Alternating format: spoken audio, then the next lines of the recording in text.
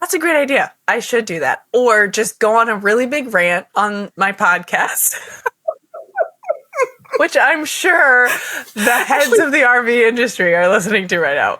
Are you an RV person? Or are you just RV life curious, wondering how people live in a tiny space with their family 24/7? Either way, this is a podcast for you. My name is Kate White, and I travel full-time with my family and 2 kids, and the dog, in an RV. Every week, I sit down either with a fellow RV woman to discuss why she chose RV life and how she has changed on the road, or with a special guest who speaks on a topic relevant to travel life. Pull a chair up to the fire and let's chat.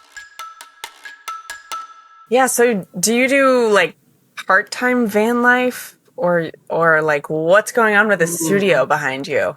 This is awesome. Okay, so my van life story is a lot to do with like Goldilocks. Remember the Goldilocks story? So my van is my 3rd RV. So I was the only one in my family who wanted to travel. I have 4 children, and I got my RV initially to think, oh, let's go hit the road and take these trips. And we had a house and do things on the weekends and on the holidays. Nobody wanted to go with me. My children were, that teenager moment. And I thought this will work. So I bought one that was a little small with the idea maybe 1 or 2. And I thought, nope, I'm going to get a bigger one so we can all go. It'll be great. And I realized that wasn't happening. So finally, I'm like, it's all about me. I'm the only one who wants to go. That's how I got to being a camper van. Amazing. gal. Okay. So what's your situation now? The situation now, which is great, is now my youngest is now a freshman in college. Nice. And a year ago, 2 years ago, I faked my death. Yes. Meaning, I took the opportunity of looking at everything that we had and downsizing because my father had passed away. And I realized all of the hassle to get all this stuff done when someone passes away. It took like a year and a half of our life to go through his stuff. It was insane.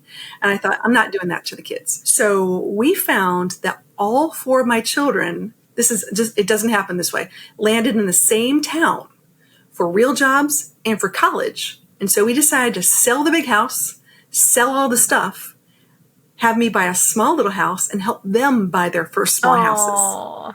And I would get my studio and have a home base. So when I'm home, when I'm not traveling, I get to hug on them and see them and have dinner. Gosh, which is nice. You just gave me like a new life goal. It's like a win-win. Like that sounds perfect. I initially thought I was going to have a big piece of land and have little houses for them to come visit and things like that. And the reality is like, no, Mama can't handle all that. I want to do simple, easy, small house, small bills so I can do big travel. This is fascinating that we're on this topic already because in my mind, I'm always oscillating between the desire to be like a homesteader and like just buy the land in the country and have the little hobby farm. I don't want a big farm. I just want like, the chickens and the cow and the goats and like whatever. Yeah. Not a rooster. 10 acres. 15, okay. Not a fan of roosters. It's a story for another day.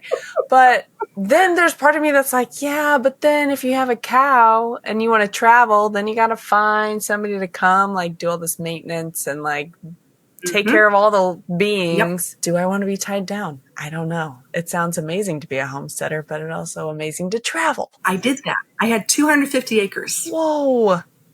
I'm living the dream life. I'm going to tell you how this whole thing, I thought I moved kids from the city to the Green Acres moment. I had 250 acres. I'm like, and I had chickens and goats and horses. I'm growing my vegetables. I'm doing all these great things and realized 1, the significant amount of work it was. That's number 1. 2, I don't really have that family. That family is truly a lot of work. You will never have your weekends ever again. Everything will be tied to the land. And my family, I say I raise geeks. I raise kids who are in sci-fi and we're in cybersecurity and defense and databases and things like that. They weren't farmers. They were never meant to be farmers. So once again, Mama's dream, not their dream. Okay. Interesting. Good to know. Man, usually I don't get to this juicy information like life wisdom being passed down until the end.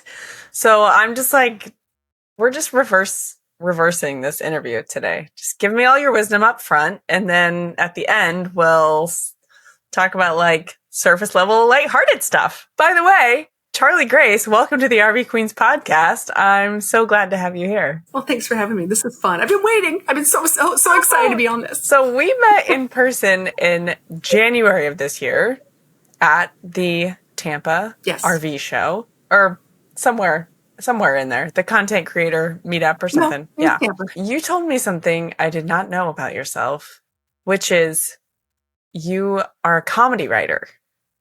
And I have to admit, even in the research that I do for preparing for a podcast interview, I could not find this information about you online. So you have done a fantastic job of curating exactly what you want people to see and know about Charlie Grace, the van life woman online. But since I have you here as a captive audience, I have to ask, how did you get into being a comedy writer? How does one set their career in that direction? It's an interesting story because I always say some of the most talented people. I used to live in the Nashville area, and like everyone can write songs, everyone can play music, everyone sounds amazing, like Carrie Underwood, but it's all on who you know. So I just happen to be in the right circles at the right time, and I live a pretty interesting, dynamic life. And I put myself in positions to meet other interesting, dynamic people. And I would always keep notes. And I was really good at writing stories and things like that. And I talked to other people who were screenwriting, working on TVs and movies. I had some work out in LA for some other work things. And I just sort of kept in touch because I really believe that there's more good in the world than there is bad. And I'm one of those people that focus on that. And so as years progress, you just keep in touch. And oh, by the way, we have something coming up. You're hilarious. We need someone who can understand physical comedy or do this. And I'd get a phone call. So I've worked on TVs and movies for years, and it's been a lot of fun and some kid things and some adult things. And I try to keep a very low profile for a reason, because there are certain people who know me for writing certain things, and it's great. And I get to be like a hired gun. You still do that under the radar? 32 years. Whoa, dude. How often do you have to go be in person, or are you just kind of like incognito writing from your studio with your van life? Right. Not as much anymore. In the beginning, there's lots of great stories of wine and tables and desserts and hanging out with those kind of people, that was a lot. And that was before kids too. So, families change everything. So, so that sort of put a difference on my travel schedules. Yeah, I can't imagine. Okay, you're a comedy writer. You are kind of bouncing between Nashville and LA. Am I getting this right? New York, Chicago, LA. The major American cities. Very Nashville. Nice, very nice. You have kids. You settle in the Nashville area? I do. Or where did the shift happen? We started in Chicago with the kids. The kids started in Chicago, and then I gradually brought them back down south because I'm a Southern redhead. Mm-hmm. So, it's, you have kids, you want to have family around and things like that. So brought them back, and they all graduated from a little town called Franklin, Tennessee, outside of Nashville. I know that place. And it's been fantastic, and they're all great. They're all doing fantastic. Two officially are graduated, and 2 are in college right now. So, they just think mom's funny. Oh, mom. Oh, the eye roll. Oh my gosh. I have a 6-year-old and he's already doing that to me. And I'm like, what? How did this happen? I'm like hilarious. It goes fast. And I'll tell you what, I love my children. I say this all the time. If I didn't know my kids, I'd still want to be friends with them because they're really cool people. That's a statement to who you are, because you raised them that way, how this goes. It's not like magic. They just magically turn into amazing people. Props to you. Okay, now I'm trying to take us through the journey of your life so far. So you raised the kiddos down south, and you try to be an RV family. No one wants to do it except you. Then do you start the van life thing when your kids start going off to college, or how did you start incorporating this into your yearly living? The van life thing came to be because I sort of was looking for my tribe. Mm-hmm. Really. You start looking, I do a lot of solitary work now. So when you work at home or work on the road, you're by yourself. And I was getting invited to a lot of RV meetups, a lot of camping meetups. And I went to one and I met this lady and she had a van. I started talking to her and I'm like, this is awesome. This is exactly what I need, because I was driving a 30-foot Class C, very loud, by myself, having fun. And I was like, no, I don't like the way it sounds, which sounds weird. That sounds like an awkward thing. The way it felt and the way it sounded, it just made driving just more intense. And when I got in hers and tried hers out, I'm like, sold, done. And I think within the next 6 months, sold my RV, picked up a Class B camper van, and never looked back. And it's been a little over 3, going on 4 years now. You did some renovations yourself. How did you know what you were doing? Like, are you just a YouTube person, or how did you do that? I Charlie-fied it, I like to say, because I didn't have a choice. I'm not extremely handy. I'm more funny than I am handy. I'm not known for my cordless drill skill set. So I bought a pre-made, and I figured this is what I wanted, ish. And then I thought, and I started traveling in it, realizing I need to make a few alterations because it really wasn't matching my lifestyle and where I wanted, like more boondocking and it's all about my dog because I travel with a dog. Rosie is my companion, and she's taking a nap. My coworker's taking a nap down here somewhere. The best coworkers. Okay. Yeah. So on the note of like finding community, most people I talk to don't really find their community in the nomad van life travel versus RV people for like a while. Did you kind of reverse how that went? Like, did you find like, these are my people, I'm going to start traveling with them? Or how has community fit into this equation for you? It's interesting, like I said, because I was already looking for camping communities per se, but van life is very different. It is a very different kind of situation. The Class B people travel differently than a typical A or travel trailer or fifth wheel. And I've really taken a lot of hard looks and lessons learned because the more that I talk to people, the more I realize that's what they were looking for. So I've taken an extensive amount of time in the past 2 years and gone to quite a few van-specific meetups from different companies, different people that are hosting things, and I list them on my website because I think it's important to try to get connected in. And I was just fortunate enough, like I said, I had one interaction with one person, and that person trickled into a whole nother community. Yeah. And now you're like really into van life community. Like you have a ton of meetups posted on your website, and you teach people how to get into van life now. What is it about this lifestyle that lights you up so much? Everyone's going to say it's the freedom. I'm going to say it's the flexibility. And there's a huge difference. The flexibility is there. I think the ability to pick up and move, be very, agile, whatever you want to call it, and go. I have the opportunity of taking my 21-year-old tomorrow, actually. We're leaving on a 5-day trip. We're going to North Carolina. We're going to stay one place one day. We don't know where we're going to be for the next 3 or 4 days. Don't really care. We don't have to be plugged in. We'll look at certain apps and find a safe place to spend the night and do whatever it takes. But that flexibility is huge. And I just love the ability of sort of going. We allow it to shift with our whims. And if we want to go someplace out to eat and have a fantastic meal, and we might end up spending the night in the parking lot, the restaurant. You never know. Fantastic meal and some imbibing, which would want you to... There might be some vino or something involved in that, which makes it sort of safer to stay in the parking lot. Exactly. Oh my gosh, I love it. What are the most common questions that you get from people that are kind of van life curious and wanting to get into this lifestyle? So van curious people, I love them. And they're my favorite in the whole wide world because I was right there and I can completely relate. The first question is always about safety. They go, oh, how do you do this by yourself? Yeah. Are you safe? Aren't you worried about your safety? And so I have a whole checklist that I go through and I talk to them about that because just like in your normal home, what are some things that you do? And there is a lot of mental thinking going into, your day-to-day life in this kind of lifestyle that's a little different from others that it can wear and tear on you. It really can. So what are the, besides safety, like what else? What's the golden nugget wisdom that you're telling van curious people? I thought about places. I think, when people get an RV, they're going, I'm going to go to the Grand Canyon. When I get that van, I'm going to go to, Oregon coast. I'm going to go there. They didn't think about their daily life. Are you a person who has to work part-time and then go out and look during the day? Or are you a person that might have someone travel with you, like a parent or a child or grandchild? They don't really think about their daily life before they go and buy this beautiful vehicle of a bed that they got to make every day. Maybe you don't want to make a bed every day. Maybe you just want to jump in and call it a day and that's done. Or maybe you're a person who is like, you know what? I really didn't need that bike rack. I haven't ridden a bike in 25 years. Never going to happen. So do you need to spend the money on that? Probably not. Okay, speaking of your daily life, I have questions about how you balance everything you've got going on. So first of all, you've got 4 kids. We know this.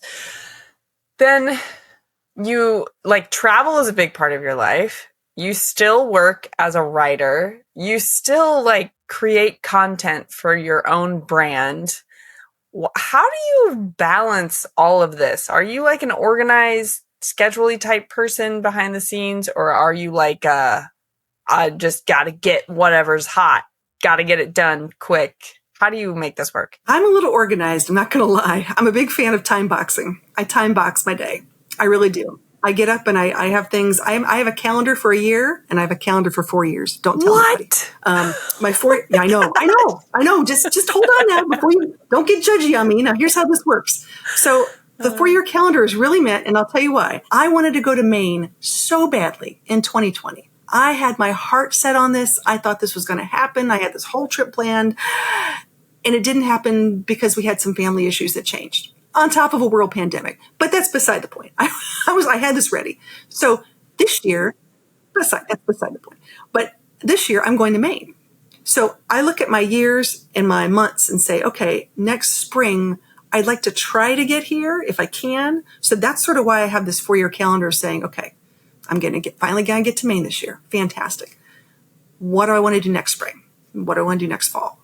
And it sort of helps me gear my travel plans a little bit, even though they're sort of real fluid and they're large things.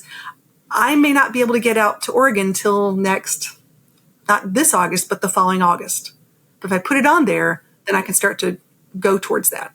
And if I have work in the midst, then I can also rearrange it around my work. Hey friends, pardon the interruption. This is a sponsored episode, and it's time for a short ad break. All right, friends, let's get real for a sec. Cleaning every part of your RV, including the nasty bits, is a big part of RV life. We use wastewater products for our camper from Unique Camping and Marine that are the best. They have a 2-in-1 toilet cleaner and black tank treatment called Flush It. That is freaking brilliant. Find these and many other useful RV products at uniquecampingmarine.com and use code RVQueens for 15% off your order. So why 4 years instead of 2? I'm going to blame it on Amazon. That's as big as I can. That's amazing. Are you talking you have a 4-year physical calendar, one of these big desktop numbers that you flip through? Wow, 4 dude. years, baby. 24 to 20. You are next level. It's not bad. Yeah. Yeah, I know, it's love crazy. that. I'm a planner, but I'm also a person. I can fly by the seat of my pants. I can change. I'm not saying that. It just helps me keep focused because I think if you don't know where you're going, then you're just treading water.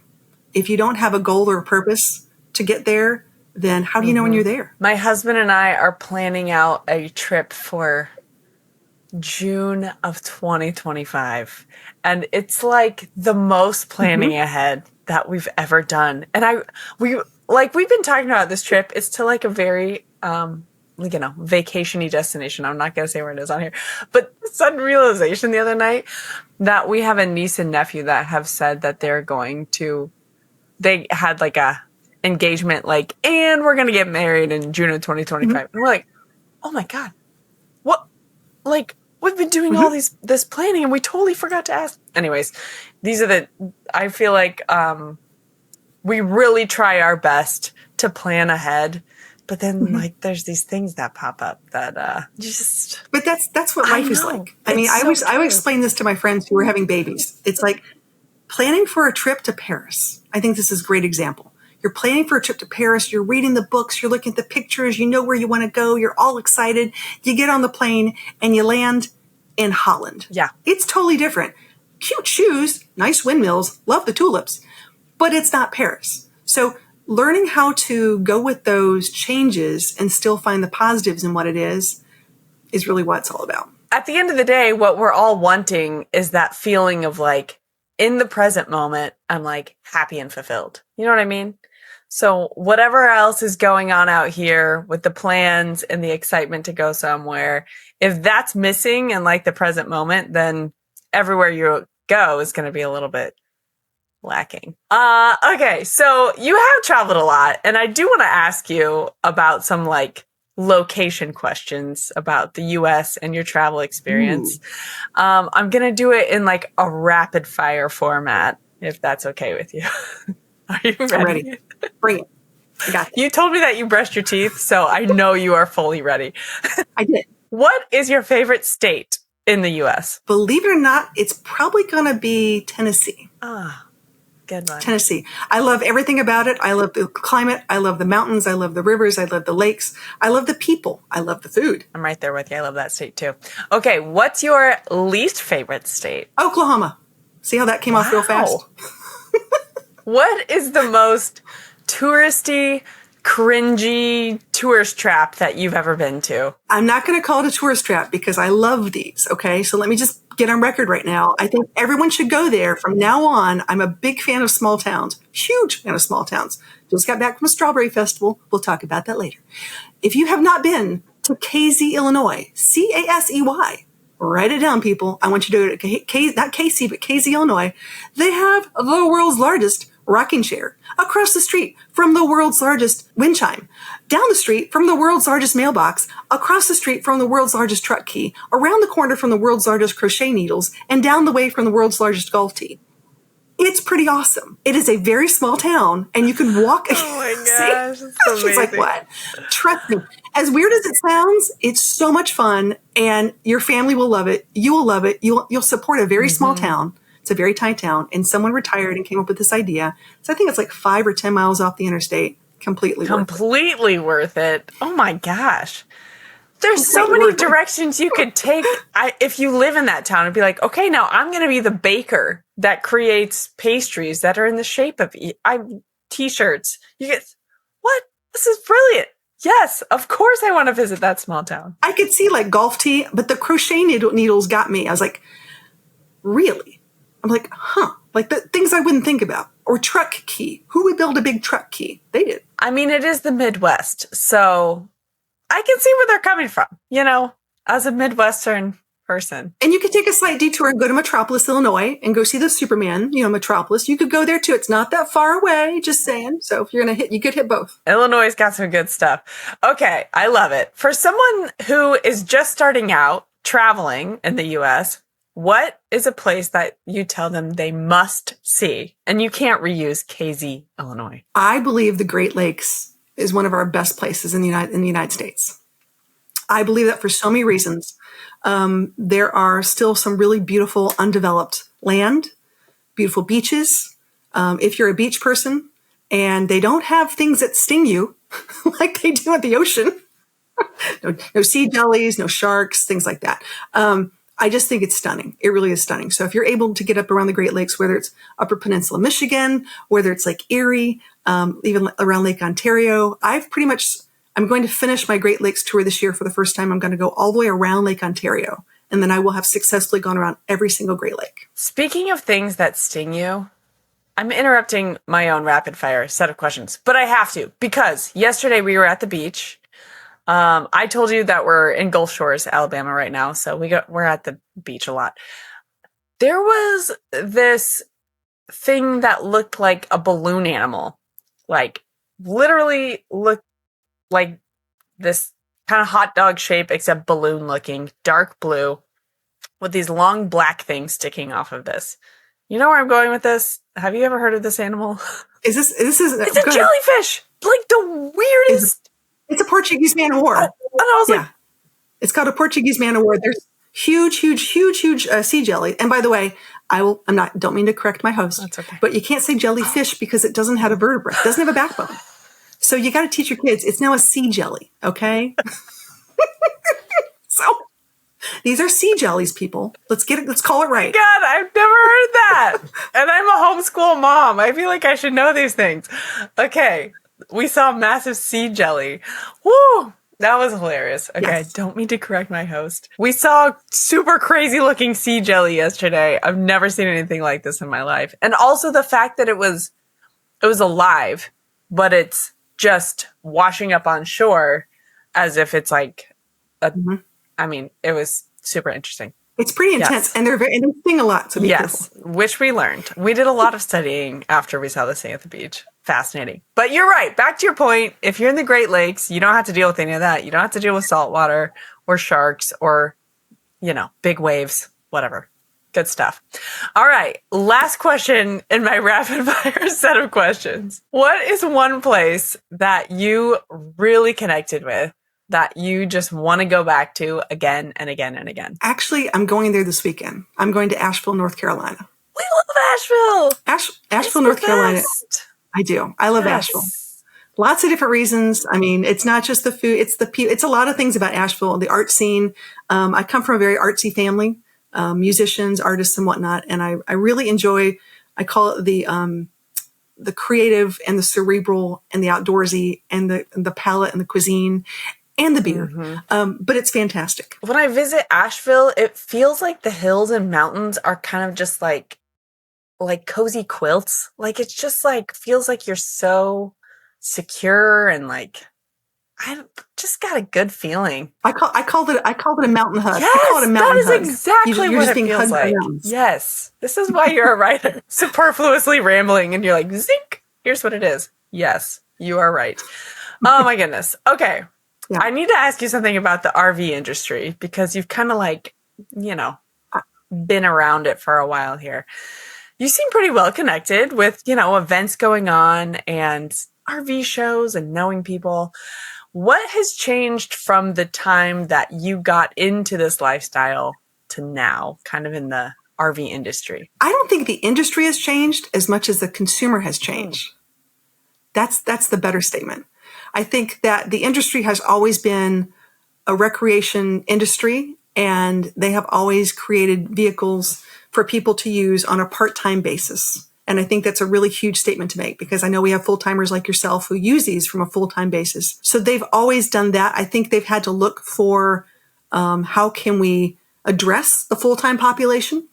That's something that they've had to work towards. And as far as quality and craftsmanship, I think that's something that I can see that has changed since I've been in it. Of course, I've had the ability to go to the RV Museum in Elkhart, Illinois, and I've done some plant tours and I've talked to people and I've seen some things. And there's always some ingenuity of some new design or some new, I wouldn't say design, but some new interior maybe. We've changed from the darks to the lights. It's the pendulum swing. We're probably going back to the darks pretty soon again. I was a big fan of the lights because it makes it look bigger, but we might be seeing some dark cherry woods again. Watch out. What I really want to see in the RV industry, and I belong to the RV Women's Association, is I really want to see more women designers and more women in the RV industry.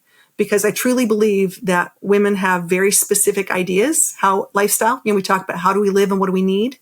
So it's not just more cup holders in motor coaches. We could talk for a whole podcast episode about this one topic of the thoughtfulness of design in an RV. Huge room for growth. I'm just going to give a tiny example, and I won't say what manufacturer of an RV that we live in.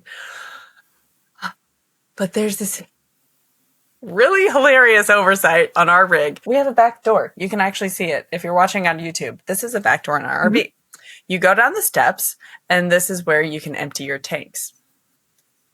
So when we bought it, there's like a little door that you lift up to access the gray and black tank pole things, whatever they're called. And that door is halfway covered by the steps that come down. So there is no way to open the door whenever your steps are down, which is the whole reason of having the back door. Oh my God. My career. It makes you wonder the meeting they had and the walkthrough, the final walkthrough. We're going to go through it, Stan. Okay, Stan, show me how this works. And you just sit there and you go, maybe no one's going to notice. Yes. And like two things come to mind. First of all, my career was as a user experience designer. I mean, I was like, 2D working on screens with tech teams and like having the user's experience in mind. That was like my job. So I just keep thinking to myself, Is there no one who does that in like the RV creation? Like there's no one going through exactly like you said, being like, let's talk about how people actually use these things when they have the stuff that comes down so they can access the tanks. Can they access the tanks? Oh my gosh. Also, like there are some men that are very attuned to, the flow of how people use a space, but women, to your point, kind of tend to be more aware of how all ages of humans use a space. And I agree. I think that could really help. There's some things. I mean, it's time. It's time. We've gotten there. Women need to support other women. We need to just make it known.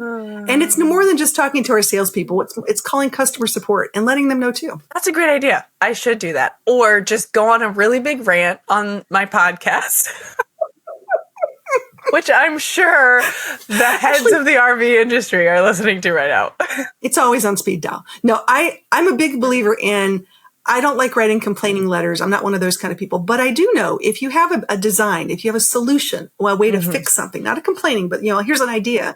There's nothing wrong with writing that letter and sending it to the industry or wherever, Winnebago, Thor, whoever it might be, send it because they're looking for things. They're wanting to know what people think about it. So it's not going to hurt anything. Good wisdom. Can I just adopt you as like an aunt? Because I just feel like you've got a lot of wisdom that I just need to. Can I be the fant? Can I be the fun aunt to the kids? Because I love that. My kids would love you. They have 2 cousins with red hair, just like yours. There's always more room for a redhead in the family. I mean, come on. Everybody loves a redhead. Well, be careful. Everything they tell you about redheads is true. So, which direction would I like to that's take? The easiest way I tell people. I know it's a little scary. Every day of my life since I was a kid and I hated it. 3 people comment about my hair a day. You actually were the 3rd today, so congratulations. And then if I'm out in public though, one person touches it. Yeah, that's. One person touches my hair. When did you come to a point of acceptance? Like, did you ever try to dye your hair? I did. When I worked for a media company in Chicago, I actually had blonde hair for a while and I had brown hair because I got to go overseas. It's a whole other story, but helping the troops and doing some stuff. But because you can't be a redhead, you sort of are a walking target. Did you have to do like the spy movies where you're in the hotel bathroom and like there's just like hair dye in the sink and you have to like color your eyebrows and change your glasses? Not that extreme. Okay. That would have been so much more cool. Instead, I think I went to Elizabeth Arden, but yes. Okay, I have one more question for you, but I'm going to have you tell listeners where they can connect with you online. And also, like, I haven't even had you mention like your books and offerings that you write. So please tell the audience how they can connect with you online and, get into the Charlie Grace ecosystem. Okay. So if you like high energy, exciting, funny, travel with a twist of comedy, you can always find me at Charlie Grace Adventures. That Charlie Grace Adventures on Instagram, TikTok, YouTube. Oh gosh, the face plant, or as I call Facebook, the face plant. You can also look at my website at charliegraceadventures.com. However, you're going to be the first. You're going to get the scoop. Are you ready for this? Because this is exciting. I'm so excited.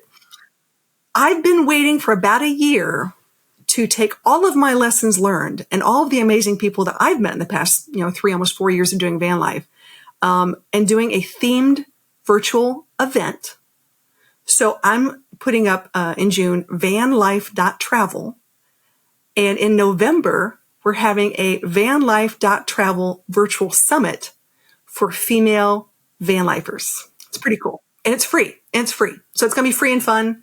And it's just all the things that I wish I would have known. And all these other van lifers, we sat down, we did a huge, like a market research thing and said, what is it that you wish you would have known?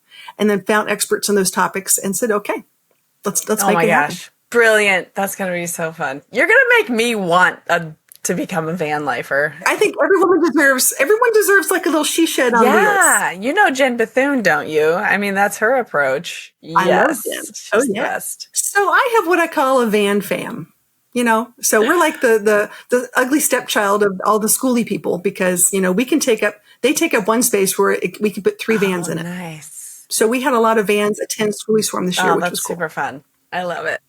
Okay, Charlie, final question for you. When you think back to yourself before you met your friend that was a van lifer and before you like started getting into this space, and fast forward several years to yourself, Charlie Grace now, what has changed? I'm still the curious person I was. I am. I'm still the curious, high energy, funny person out there.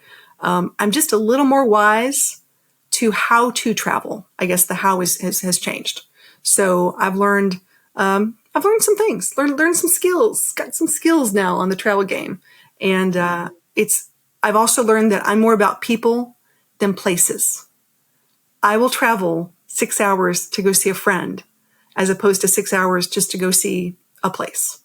So I tend to travel, see people, and that's important to me. And you're not alone. I know a lot of RVers like that. It's good stuff. Well, thank you so much for being on the show today and for inspiring us all and making me laugh more than I have today to this point. Hey, wait, I got a special guest. Hold on. Before I do this, hold that thought. She's down. She's like, awake. Oh my gosh. Butt shot. This is Rosie Bell Dog. Hello, Rosie Bell. This is my, she's pretty awesome. She's a rescue dog, and she's actually the South's most famous rescue dog. So she's got about 165,000 followers on Instagram. She gets around. Are you serious? I'm just the girl with the dog. Does she have her own Instagram? Yeah. So we've been part of our travel escapades was to go places to raise funds for other rescue shelters in the South when we initially started our RV journey. Just to help out, just to pay it forward. Oh, so cool. Thank you for sharing. I had no idea you were up to that. I'm glad you mentioned it. I have skills. I got hobbies. Yeah, you do. Got a lot going on over there. All right. So for the people keeping record at home, we need to go follow you, Charlie Grace Adventures. We need to look at VanLife, what was it? .travel, because we've got a whole Van Life Summit coming up. Mm-hmm. And we need to go follow Rosie Bell Dog. Is that her handle? Yeah, Rosie Bell Dog. That's her handle. I love it. And then you will officially be in the Charlie Grace fan club, everyone. All righty, Charlie. Thank you again for being on the show. And hopefully I will see you on the road. Hey, Kate, do me a favor. Just save me a chair on the beach. We'll be there anytime. Just saying. But thanks for having us. This has been fun. I mean, she, like I said, my coworker down here's doing great, but big fans, super happy. And once again, just want to say that I'm so excited to see other women just living out their dreams. Oh, that's what it's all about. Cool. Thank you so much, Charlie. All right, my friends. Thank you so much for tuning in to today's episode and for being my favorite part of RV life. If you could please like and subscribe on whatever platform you're listening on, that would be awesome. And listen, if you want to have conversations like I had on this episode with your fellow RV women, head to rvqueenspodcast.com/community and choose your RV Queen Circle today. All right, guys, I'll see you next week, or hopefully I will see you on the road. I'm like hilarious.